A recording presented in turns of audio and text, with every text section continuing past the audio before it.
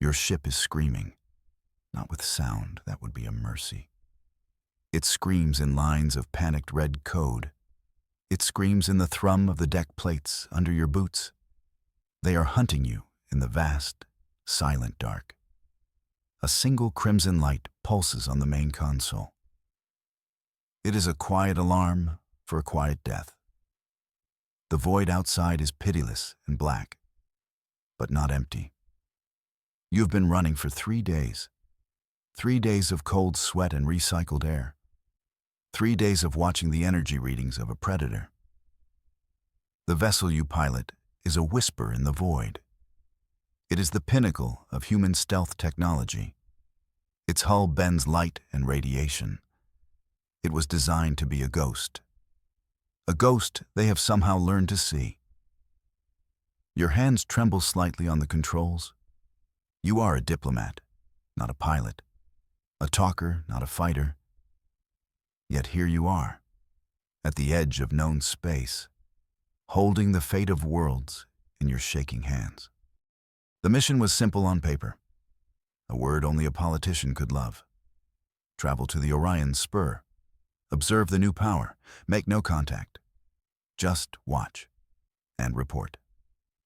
But they saw you anyway. Now, the observation has become a chase you are about to lose. You remember your promise. A handshake in a sterile Earth office, the weight of a general's gaze. He said your mission was more vital than any fleet action. He said you were the first line of defense, a defense made of secrets and silence. You carry a covenant made of dust and dreams, the collective hope of every soul on Earth, and on Mars, and on the 17 colony worlds. Billions of lives are balanced on your next decision. They do not know you exist, but their continued existence depends on you. This is a heavy burden for a diplomat. You were trained for negotiation and compromise, for finding common ground. The beings hunting you have no common ground. They are rock and radiation and ancient hunger. You think of the general's words again. You are not expendable. But the mission is. A classic bit of military logic. It meant you were absolutely expendable. And you both knew it. Still, you agreed. Because someone had to. A new shape resolves on the sensor screen. It replaces the vague shimmer of an energy trail. This is a solid contact. It is large. Impossibly large. The hunt is nearly over. Your ship's computer offers a dozen escape vectors. Each one is a mathematical lie, a fantasy of survival it cannot deliver. The new shape is closing all routes. It moves with a purpose that chills you to the bone. It is not just following you. It is hurting you. The design is a geometric nightmare, all sharp angles and obsidian surfaces. It looks like it was designed by a committee of angry crystals. Definitely not winning any Starship beauty pageants this year. But its beauty is not the point. Its efficiency is. Your ship, the Nightingale, is a fly. This new vessel is the hand closing around it. The finality of it settles in your gut. A cold, hard knot of acceptance. There will be no escape. Not in the way you once imagined. You are being hailed. The request is not audio. It is a wave of pure data. A demand for acknowledgement that bypasses your comm system. It feels like a cold finger tracing a line down your spine. They are inside your local network. They do not introduce themselves with a name. They are simply present.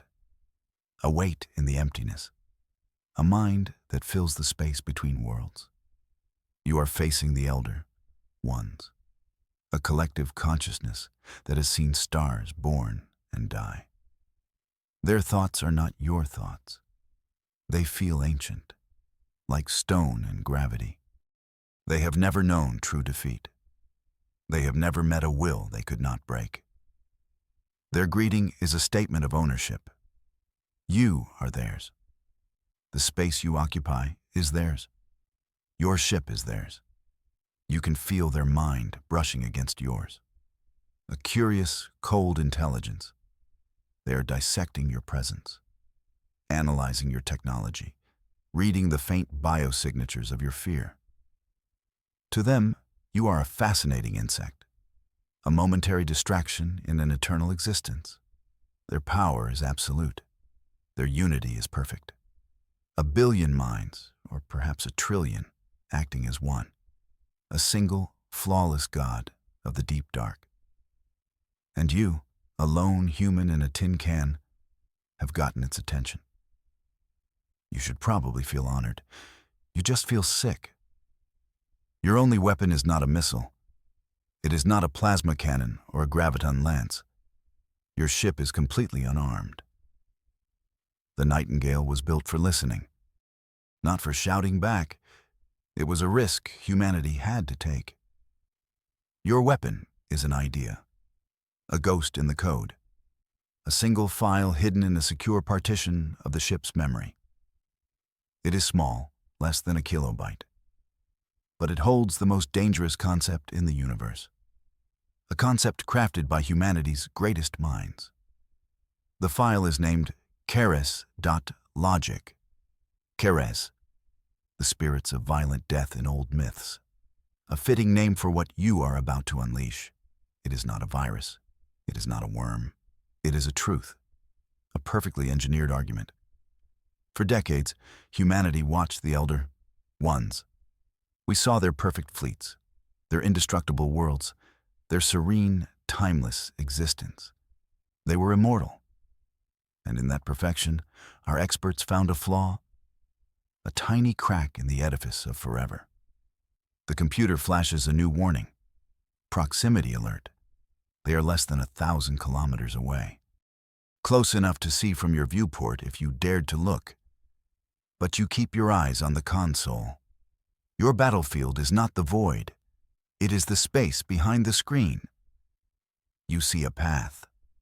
Not to escape. That was never truly possible. You see a path to victory. It is a narrow doorway. It is a one-way journey into the fire. But it is a way to fulfill your promise. The plan forms with startling clarity, a sequence of actions both suicidal and necessary. You must make them believe you are a coward. You must make them open their gates. You must walk through that final door and lock it behind you. Your heart rate is steady now. The fear has burned away. It has left behind a cold, sharp resolve. You are no longer a hunted diplomat. You are a weapon preparing to be fired. The last weapon humanity has. This is the end of your life. You accept this. But it is not the end of the story. You will write the next chapter yourself, in fire and light and a single, devastating idea. Your thoughts drift away from the cold console and the red alerts. You find yourself thinking of Earth, not the grand monuments or the bustling cities. You remember the simple things, the feeling of rain on your face. It was a spring afternoon in the Cotswolds. You were on leave, a rare break from diplomatic duties. A gentle shower had started. You stood in a green field, face turned to the sky. The water was cool and clean. It washed away the weariness of star travel. This memory is your final shield. It is the why behind the sacrifice. It is the warmth against the cold of the void. The Elder Ones. They have no rain. They have no green fields. They have only the sterile perfection of their immortal existence. They cannot understand what it means to live a finite life, to cherish a fleeting moment of beauty, to feel the gentle touch of a passing storm. This humanity, this fragility, is a strength they cannot comprehend. It is the one thing they cannot conquer. You close your eyes for a moment. You can almost smell the wet earth, hear the whisper of the wind through the grass. The memory is so vivid, so real. It is your anchor. It is the home you are fighting for. The Elder. Ones will take everything else. But they will not take this from you. With a deep breath, you open your eyes. The memory is stored away. The rain is gone. Only the cold, silent stars remain. It is time. You move your hand to the console. It is time to awaken the ghost. Your fingers dance across the holographic interface. The commands are second nature.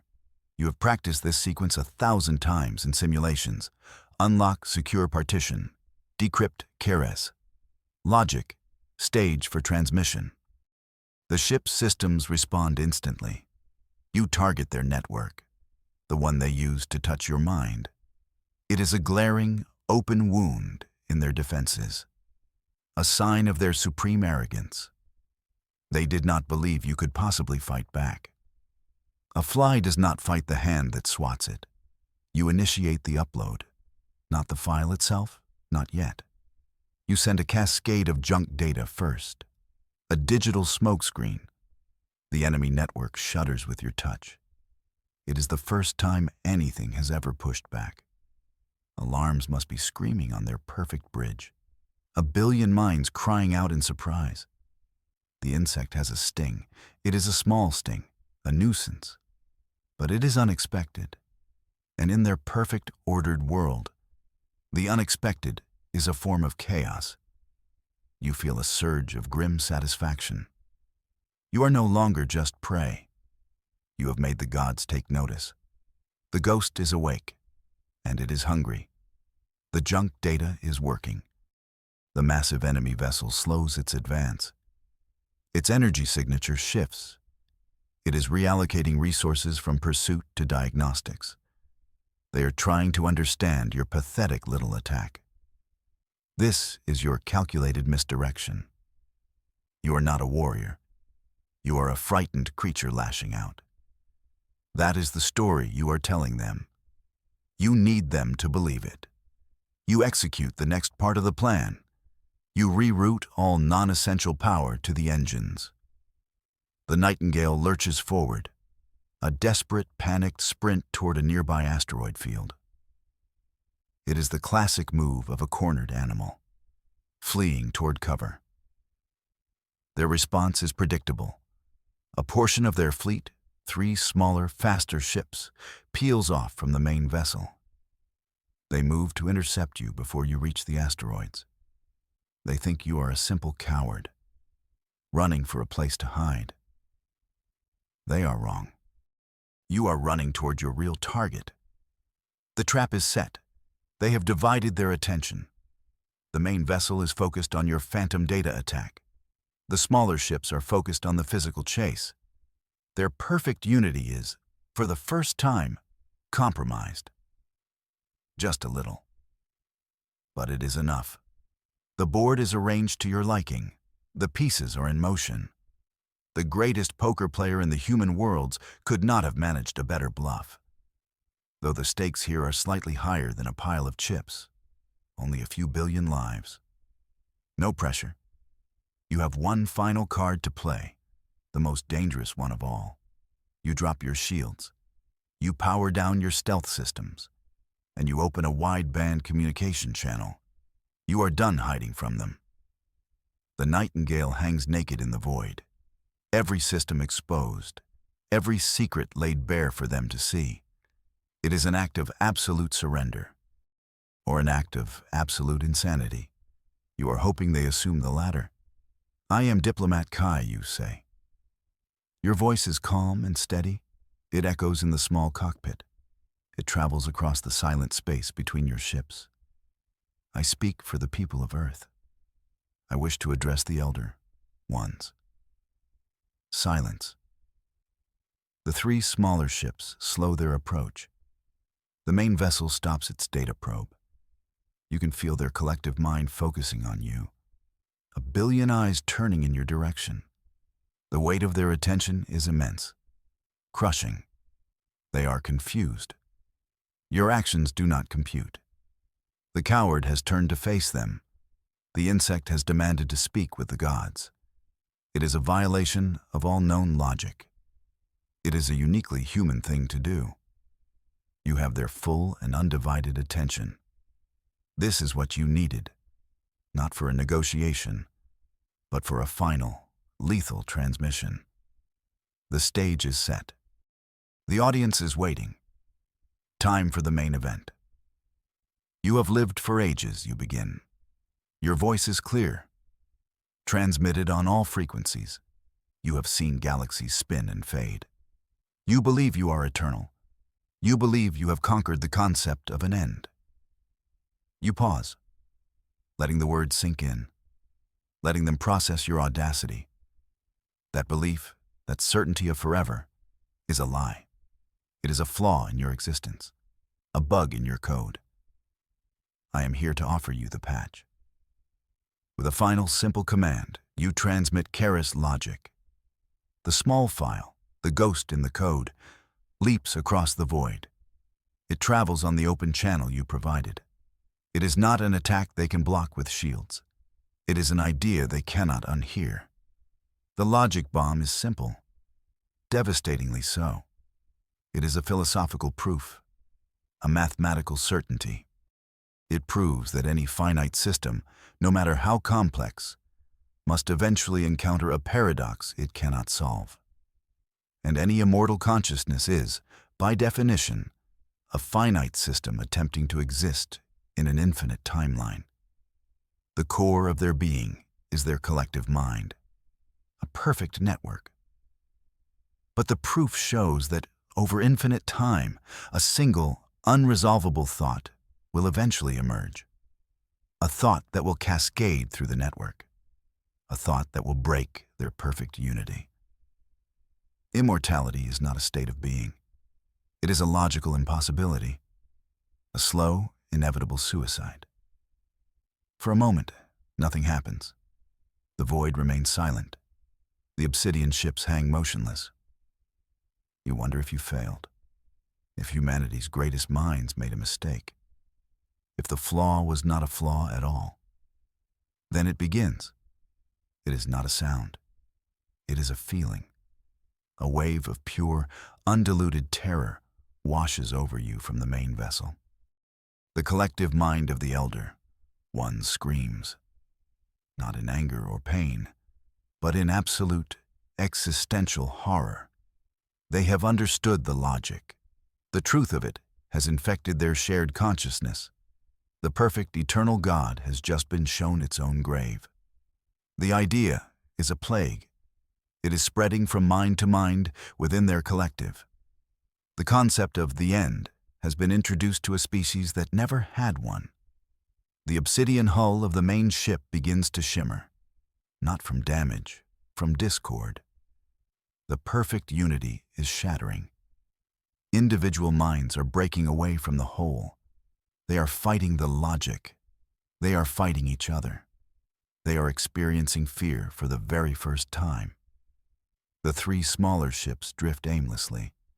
Their connection to the central mind is severed. They are orphans in the void. The God they served is dying. And you were the one who told it that it was never really a God at all. The universe, it turns out, has a wicked sense of irony. Just as the psychic scream reaches its peak, a new light appears, a tear in the fabric of space. A brilliant blue rift opens a few thousand kilometers from your position. It is not the cold light of the Elder Ones. It is the fierce, hot light of human fusion drives. A ship emerges, then another, and another. The sharp, angular forms of the human Seventh Fleet. Warships bristling with weapons, carriers deploying swarms of fighters. They tear through the void with righteous fury. They did not come here by chance. They were not on a routine patrol. They followed your dying star. The breadcrumb trail you left, the faint energy signature of your desperate flight, was a beacon. A call to arms you sent without a single word. The commander of the fleet will get a medal. They will be hailed as a hero, the one who arrived in the nick of time. But you know the truth. They are not the cavalry. They are the cleanup crew. The war was already won. not by a fleet, but by a single diplomat, in a ship with no guns. Your hand rests on the console. One final command remains. The last part of your plan. The Elder Ones are broken, disoriented. Their fleet is in disarray, but they are still dangerous. Wounded animals are the most lethal. The human fleet needs an advantage, a signal, a distraction they cannot ignore. Your ship, the Nightingale, has a powerful core, a miniature sun held in a magnetic bottle, a bottle you are about to break. You initiate the overload sequence. There is no turning back. The computer gives you a 60-second countdown, plenty of time for a last thought. You will give the 7th Fleet one final, human light, a sun of your own making. The console flashes. 50 seconds. The ship begins to shudder, not with the enemy's touch, but with its own impending death. You look out the viewport for the first time. You see the magnificent, terrible beauty of the enemy fleet in chaos. You see the avenging angels of the 7th Fleet closing in. It is a good final sight. 30 seconds. You could have been a teacher, a historian, anything other than this. But history is not made by those who watch. It is made by those who act. You have no regrets. 10 seconds. The core containment field is failing. The light inside your ship grows impossibly bright. The heat is immense.